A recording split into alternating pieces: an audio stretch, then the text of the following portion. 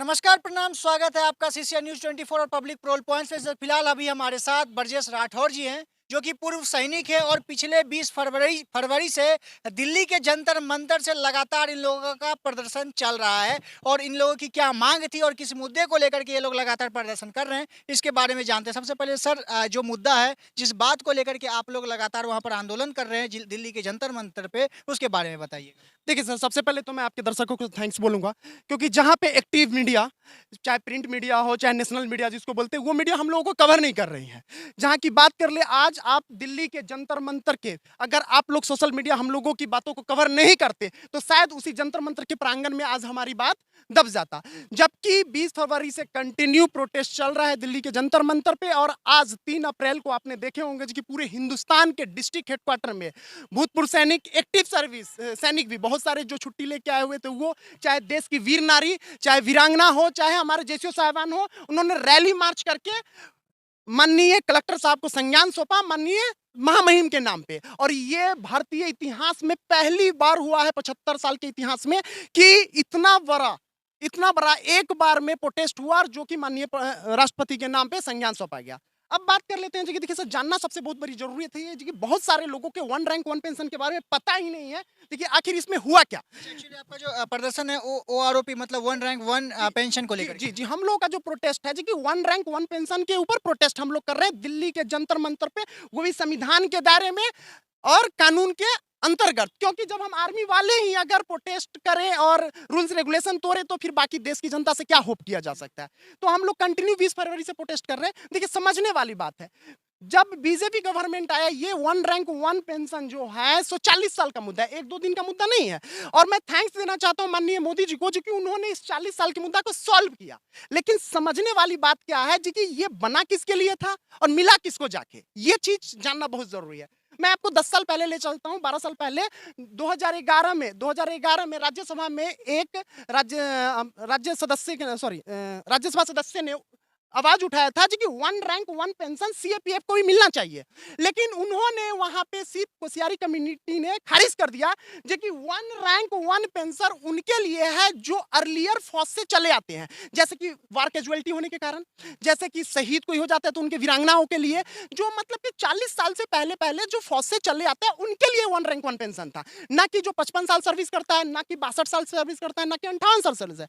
लेकिन हमारे अधिकारीगण ने क्या काम किया कि हमारे 97% लोगों को प्रोटेस्ट करवाया। और जब प्रोटेस्ट सरकार ने वन रैंक वन पेंशन में 43,000 करोड़ रुपया दिया, ठीक है, सरकार ने 43,000 करोड़ रुपया, और वन रैंक वन पेंशन 2 में जो कि 20 तारीख को सर्कुलर जारी हुआ है, तो उसमें उन्होंने 28,000 करोड़ रुपया दिया। लेकिन आज हमारे देश के उन 7.5 लाख वीर नारियों के अकाउंट में कितना गया? 32 रुपया। हम जवान जेसीओ से लेके सिपाही से लेके एक हवलदार तक के अकाउंट में कितना गया? 1800 से 1900 रुपया। जब और जेसीओ साहब को ओआरओपी से बाहर कर दिया गया, जबकि जेसीओ को आर्मी का रीढ़ का हड्डी कहा जाता है। तो समझने वाली बात यह है कि जिनके लिए ये बना नहीं था उनको जाके मिला। तो यही सब कई एक सारी विसंगतियां को लेके ओआरओपी 1 और 2 में जो विसंगतियां है, उसी विसंगतियां को लेके कंटिन्यू हम लोग 20 फरवरी से प्रोटेस्ट कर रहे हैं, और सरकार से और माननीय मोदी जी से रिक्वेस्ट कर रहे हैं कि हमारी संज्ञान को जल्दी से जल्दी स्वीकार करें और ध्यान दें। अच्छा, एक तरफ हमारे बिहार में या हमारे पूरे भारत में छात्र लोग प्रदर्शन करते रहते हैं, कभी शिक्षक अभ्यर्थी प्रदर्शन करते रहते हैं, कभी डॉक्टर लोग, मतलब हर एक लोग कुछ न कुछ को लेकर के आंदोलन किया करते थे।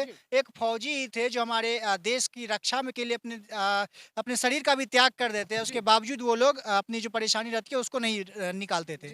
लेकिन अब जिस तरह से अब फौज के लोग भी अगर इस तरह से सामने आने लगेंगे, तो क्या हमारे देश के लिए मतलब एक थोड़ा सा मतलब गलत कदम नहीं हो सकता? देखिए सर, आपकी बात एकदम सही है। देखिए जहां तक कि जो आर्मी की बात कर ले, तो आर्मी जो होता है ना सर, कच्चे धागे से बंधा होता है, ठीक है, डिसिप्लिन की बुनियाद कहा जाता है। अगर ये डिसिप्लिन की बुनियाद नहीं होता, तो ये जो हम लोगों के साथ में छल हो गया, वो छल नहीं होता। फौज में कहा जाता है जी कि इंडियन आर्मी एक ऐसी आर्मी है जो कि चलती गोली के सामने में दौड़ता है, चलती गोली के सामने। तो यही रीजन रहा है जो कि हमारे जो अधिकारीगण जो है, हमारे अधिकारीगण 3% लोग हम लोगों को लीड किए, जैसे कि जनरल सतवीर साहब, उन्होंने 200 दिन वन रैंक वन पेंशन लेने के चक्कर में दिल्ली के जंतर मंतर पर प्रोटेस्ट किए, और हमारे जवान और जेसीओ और वीर नारी को ही बैठाए। अधिकारी तो वहां जाते ही नहीं थे, सिर्फ नाम के लिए जाते थे। लेकिन जब सरकार ने इसकी गठन किया, सरकार ने इसको देने की बारी किया तो वो 3% अधिकारी के साथ में बंद रूम के अंदर में मीटिंग किया गया और जो एक पैसा चाहे जो फैसिलिटी मिलना चाहिए था जवान, जेसी और वीर नारी को, वो सारे के सारे अधिकारी को मिल गया। अगर ऐसा नहीं हुआ है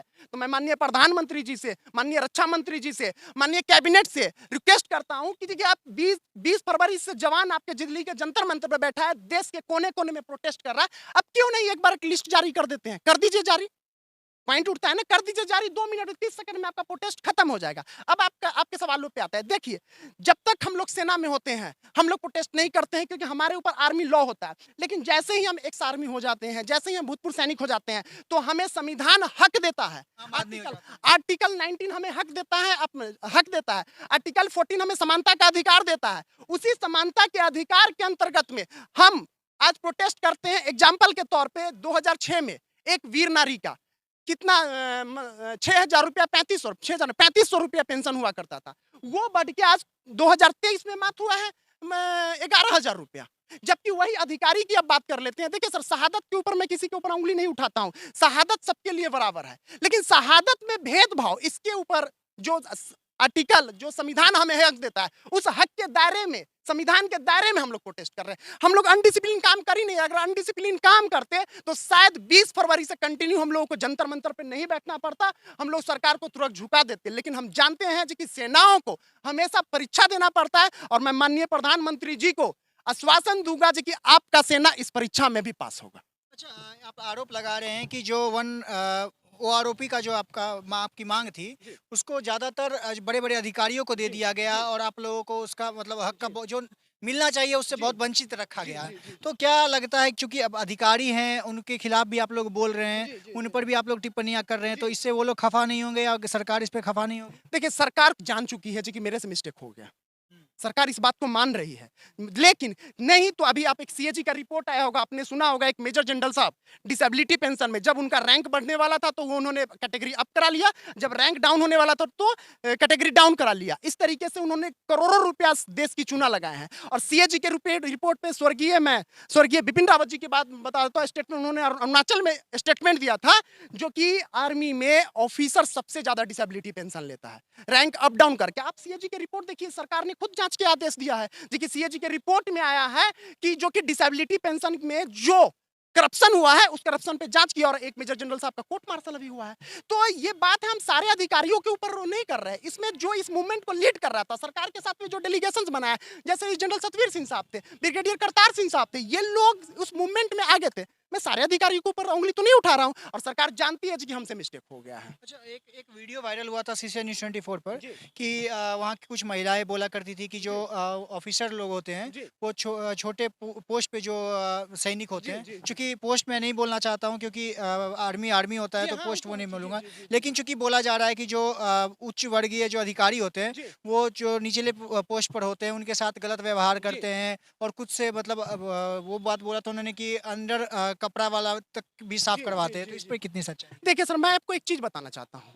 देखिए, इस बात में कोई दो राय नहीं है। देखिए सर, फौज ने, संविधान ने और कैबिनेट ने एक बड्डी सिस्टम बनाया था, बड्डी सिस्टम। तो देखिए सर, बड्डी सिस्टम का मतलब क्या होता है, थोड़ा सा मैं आपको बताना चाहता हूँ, ज्यादा मत इस पे मैं नजर डालूंगा क्योंकि सिक्योरिटी मैटर है। बड्डी सिस्टम का मतलब होता है लड़ाई में एक दूसरे का पेयरिंग, जो कि लड़ाई में अगर मैं शहीद हो गया तो मेरे घर के सारे चीज आपको पता होना चाहिए, मेरी बहन कितने हैं, मेरी बच्चे कितने में, तो वो बड्डी सिस्टम, उस बड्डी सिस्टम का कहीं ना कहीं मिसयूज हो रहा है।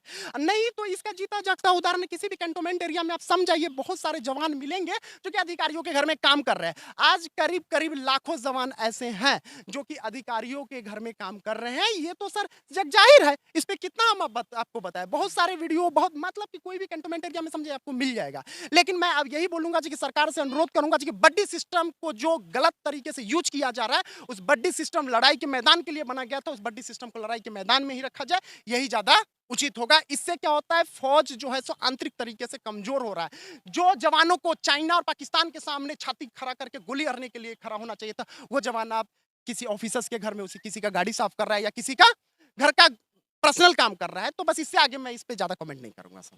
जहां तक कुछ ना कुछ सही है, जो उन्होंने महिला ने इन्होंने लगाया है आरोप, वो कुछ ना कुछ सही है। अच्छा, आखिर में बस ये सवाल होगा कि आने वाले समय में आप लोग अपनी मांगों को लेकर के क्या-क्या करने वाले हैं? देखिए सर, मैं सबसे पहले तो पूरे देश के लोगों को आपके चैनल के माध्यम से धन्यवाद देना चाहूंगा, क्योंकि दिल्ली के जंतर मंतर पर हम लोगों का सिर्फ सांकेतिक प्रोटेस्ट था।